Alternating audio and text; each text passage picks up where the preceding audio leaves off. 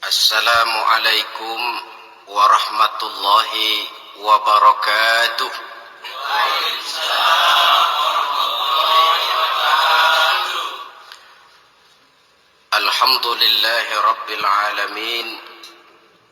Wassalatu wassalamu ala ashrafil anbiya'i wal mursalin Sayyidina wa maulana Muhammadin wa ala alihi wa ashabihil mujahidin at-tahirin, amma ba'd. Saudara hadirin kaum muslimin rahimakumullah. Dalam kehidupan sehari-hari kita selalu berhadapan dengan dua hal yang berlawanan, dengan dua hal yang kontroversial kata orang sekarang, yang kita diharuskan memilih satu di antara kedua hal itu. Sejak kita bangun tidur sampai kita tidur lagi, selalu kita hadapi dua persoalan itu, yang benar dan yang salah, yang hak dan yang batil, yang pantas dan yang tercela, yang ma'ruf dan yang munkar. Persis seperti sebaik lagu yang lagi ngepop dan banyak dinyanyikan anak sekarang, madu di tangan kananmu katanya, racun di tangan kirimu. Tapi saya fikir-fikir, bagaimanapun kalau cuma sekedar madu di tangan kanan, racun di tangan kiri, adresnya jelas. Yang repot kalau kita sudah tidak tahu lagi mana yang madu, mana yang racun. Lebih celaka lagi di zaman sekarang, banyak racun mereknya madu. Kita terpedaya, kita terpesona, kita terpukau oleh racun yang bermerek madu ini. Kita minum dia, yang akibatnya rawan di dalam kehidupan kita.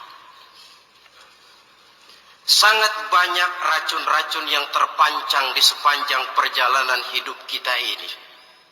Dan dua di antara racun kehidupan itu akan kita bicarakan pada pertemuan kali ini, yakni arak dan judi, minuman keras dan judi. Sebagai yang kita maklum bahwa Islam bertujuan memelihara kemuliaan manusia yang diciptakan fi ahsani taqwim, dalam bentuk yang paling sempurna. Arak atau minuman keras jelas merupakan hal yang merusak dari berbagai aspek kehidupan. Entah kesehatan tubuh, entah pertumbuhan akal, ketentraman rumah tangga, ketentraman masyarakat, bangsa dan negara. Cobalah sejenak kita adakan penyelidikan.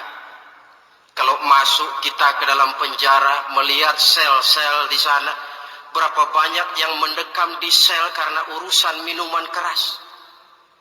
Masuk kita ke rumah sakit, berapa banyak yang dirawat akibat minuman keras, akibat stres yang dialaminya. Berapa banyak rumah tangga berantakan, berapa banyak pembunuhan terjadi, pemerkosaan terjadi akibat daripada minuman keras ini. Yang paling ironi kalau dia sudah menyerang anak-anak muda kita. Padahal kita tahu remaja pemuda adalah bentuk miniatur daripada kehidupan suatu bangsa. Akan bagaimana warna Indonesia 20, 30, 40 tahun yang akan datang, remaja dan pemuda kita jawabannya. Bahkan dari segi agama pun, akan bagaimana warna Islam di Indonesia 20, 30 tahun yang akan datang, remaja itu pula jawabannya. Karena itu, tidak terlalu berlebihan kalau saya berkata bahwa untuk menghancurkan Islam di Indonesia ini, tidak perlu menghancurkan pondok pesantren, tidak perlu menutup masjid, melarang pengajian, menyegel musola, tidak perlu. Untuk menghancurkan Islam di Indonesia, cukup dengan meracuni remaja, pemuda-pemudi Islam di Indonesia. Kalau mereka sudah diracuni, dijauhkan dari agamanya, masalahnya tinggal menunggu pergantian generasi. Maka yang jadi pilot proyek jelas remaja, pemuda, termasuk dengan menanamkan pengaruh minuman keras.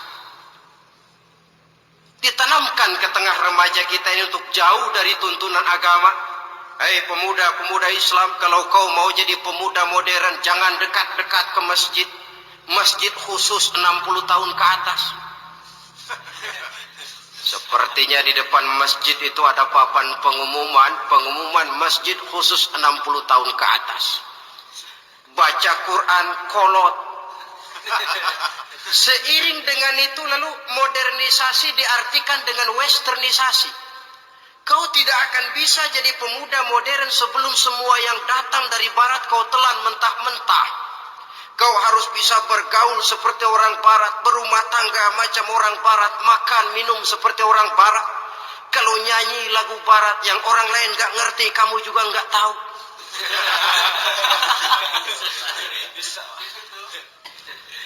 Anutlah itu free love yang pada gilirannya akan mengarah kepada free sex alias samen-leven.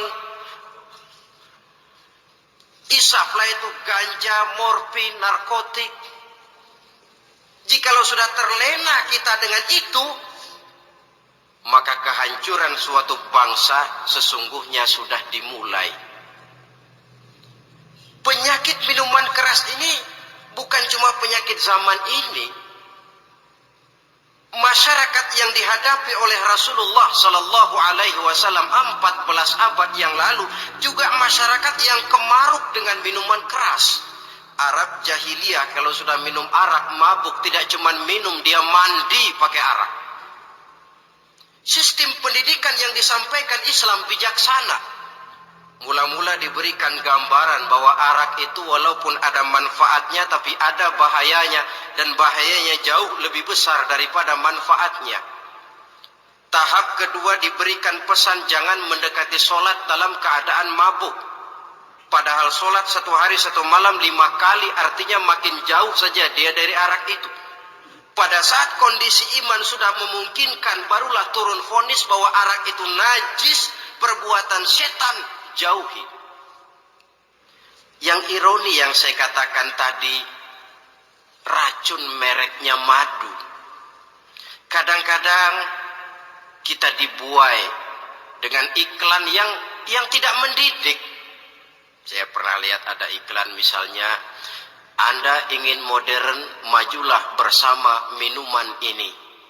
Atau minuman ini lambang pergaulan dunia yang maju. Modern diukur dari minuman. Yang jadi korban akhirnya remaja dan pemuda-pemudi kita. Saya teringat satu analisa dari Rasulullah Sallallahu Alaihi Wasallam. Beliau bersabda, Inna min asyratis sa'ah, sesungguhnya di antara tanda-tanda kiamat. Apa kiamat itu? Dalam arti yang umum, kiamat itu saat di mana alam ini hancur, bumi gempa, air laut tumpah ke darat, gunung meletus, planet-planet bertabrakan, lalu semua yang bernama hidup mati. Itu kiamat beneran. Saya nggak mau cerita kiamat beneran, sebab saya sendiri nggak kepengen ngalamin. Yang sering kita ngalami ini kiamat kecil-kecilan, kiamat mini. Apa kiamat mini itu?